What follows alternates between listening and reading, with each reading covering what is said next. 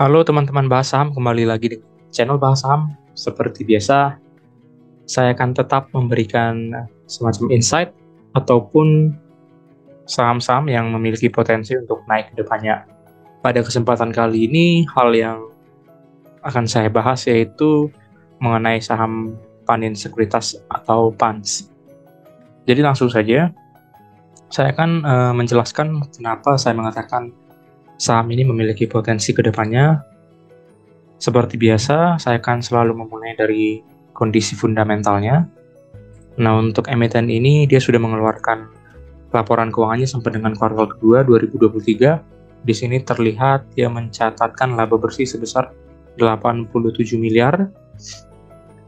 Nah, di sini kita melihat untuk kenaikan labanya ini masih minus 64% dari periode sebelumnya di 2022, di mana emiten ini mencapai angka 248 miliar.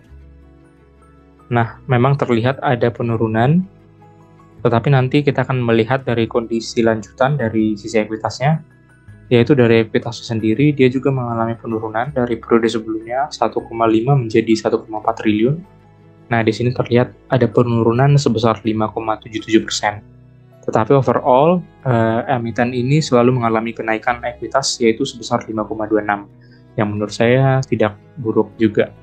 Nah, untuk EPS-nya di sini terlihat berada di angka 243. Nah, angka ini memang jauh menurun dari 345 yang dicapai di tahun 2022. Nah, ini tadi dikarenakan penurunan laba yang terjadi yang hanya mencapai 87 miliar.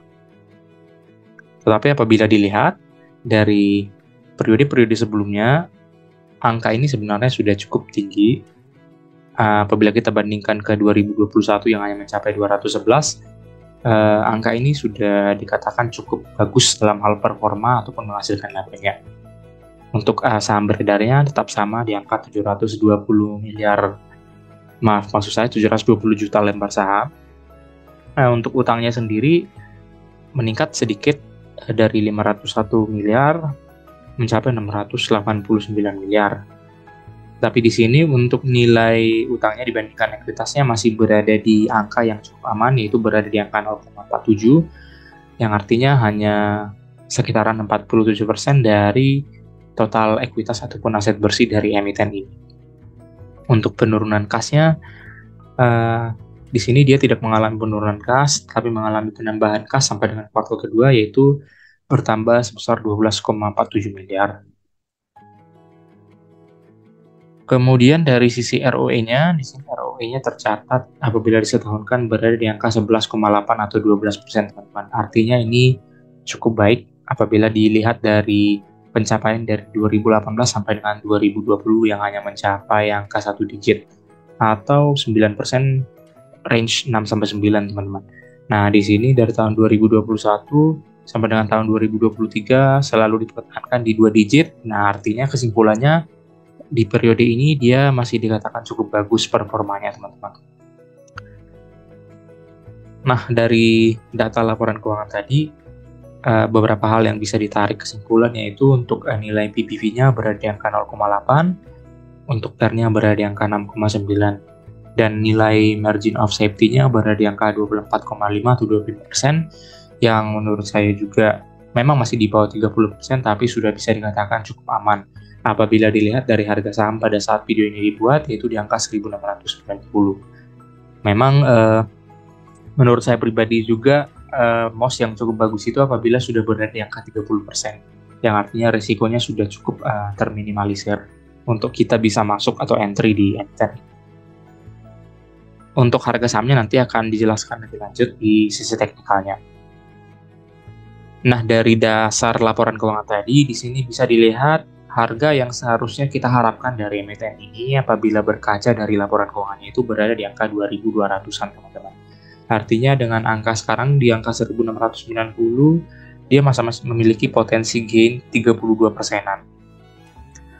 Yang menurut saya cukup menarik untuk didapat, teman-teman. Nah, kemudian dari analisis lanjutan dari rata-rata PBV dan PER wajar dari 5 tahun terakhir, didapat harga wajar emiten ini seharusnya berada di angka 1.900-an. Yang artinya di sini dia masih mendapatkan potensi gain 15% teman-teman investor.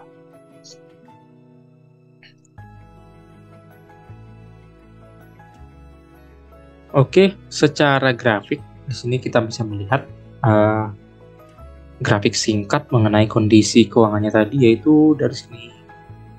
Di sini terlihat untuk ekuitasnya memang sedikit menurun, utangnya sedikit meningkat, tapi masih batas aman, yang artinya masih cukup bagus dari sisi likuiditasnya. Kemudian untuk laba bersihnya memang karena masih di kuartal kedua, jadi kita tidak bisa simpulkan apakah nanti bisa melewati kuartal kedua 2021 ataupun 2022, tapi yang jelas kemungkinan besar ini meningkat juga nanti di kuartal ketiga dan kuartal keempat. Kemudian untuk penambahan kasnya dia mengalami penambahan yang cukup bagus, dan untuk posisi kasnya juga sampai dengan kuartal kedua ini sudah jauh melebihi posisi kas pada periode-periode sebelumnya. Padahal ini merupakan posisi pada saat kuartal kedua atau belum full 1 tahun. Mungkin nanti ini kasnya mungkin akan digunakan untuk melunasi utang, yang di sini tercatat kita lihat utangnya saja mencapai 689 miliar. Dan mungkin sisanya untuk ekspansi. Oke, kita lanjutkan untuk dari sisi teknikalnya. Di sini terlihat secara monthly ya teman-teman. Memang terlihat bullish ya dari teknikal dimulai dari tahun 2020 bulan Maret. Di sini terlihat harga sahamnya terus mengalami peningkatan atau periode bullish, dan di sini memang begitu dia menyentuh angka 2000 dia mengalami koreksi sampai dengan angka 1690. Nah, di sini kita melihat ada garis support atau resisten di periode 2021 bulan Juli, yaitu di angka 1500. Dan angka 1500 ini bisa jadi merupakan titik support nanti apabila emitennya masih turun berkelanjutan sampai dengan harga 1500. Nah, artinya dengan harga 1500 ini merupakan waktu yang sangat-sangat baik apabila memang tercapai ke sana. Mungkin teman-teman investor juga bisa melakukan entry di harga 1500 karena kemungkinan besar ini merupakan titik supportnya yang cukup kuat, ataupun di angka 1600.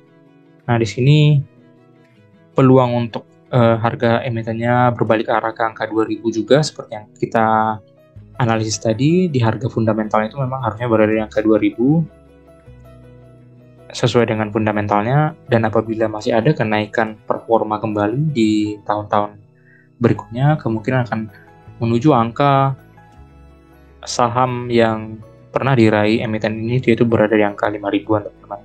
Tentunya itu akan didukung oleh kinerjanya. Tergantung keputusan teman-teman apakah menunggu di angka 1500 atau range 1600 ke 1500, atau mungkin sudah bisa mencicil di harga sekarang karena emiten ini juga masih mengalami koreksi ya teman-teman. Kalau menurut analisis saya bisa jadi kemungkinannya ada harganya turun menuju angka 1500. Tapi itu merupakan titik support yang cukup kuat dan kemungkinan besar akan mantul kembali menuju ke harga 2000. Dan tergantung juga dengan performa yang dihasilkan dari emiten ini. Tapi yang jelas dari fundamentalnya tadi terlihat bahwasanya untuk emiten ini masih under value, di mana nilai buku satunya atau book value-nya masih berada di bawah angka 1 dan nilai fair-nya masih berada di angka 6,95. Sehingga potensi menuju harga yang diharapkan tadi di angka 2000 dan juga harga wajarnya masih cukup tinggi teman-teman. Kemudian dari sisi sentimen-sentimennya dari media ataupun dari kondisi eksternal ataupun internalnya, di sini terlihat bahwasanya emiten ini rutin membagikan dividen teman-teman, dan posisi sekarang kalau tidak salah dia dividen yield-nya mencapai 14%. Nah, di sini memang terlihat harga saham Pans anjlok karena usai pembagian dividen atau setelah ex-date-nya teman-teman. Nah, di sini terlihat penurunan yang cukup signifikan, tetapi bisa dibuktikan dengan emiten ini rutin membagikan dividen dari periode-periode sebelumnya, dan untuk dividen yang terjadi saat ini itu berada di angka 14% dengan harga 1.690 tadi, teman-teman. Di sini terlihat juga dividennya berada di angka 250 per lembar yang cukup tinggi, dan perlu diketahui juga untuk Pans ini berada di bawah naungan grup Panin juga, walaupun memang mayoritas sahamnya itu tidak dipegang oleh grup Panin, tapi yang jelas campur tangan grup Panin masih ada di emiten ini. Baik, mungkin sekian teman-teman pembahasan saya mengenai emiten Pans atau Panin Sekuritas. Teman-teman boleh memberikan komentar di kolom komentar dan juga klik like dan subscribe untuk kemajuan channel ini memberikan informasi-informasi baru mengenai emiten yang memiliki potensi ke depannya. Terima kasih.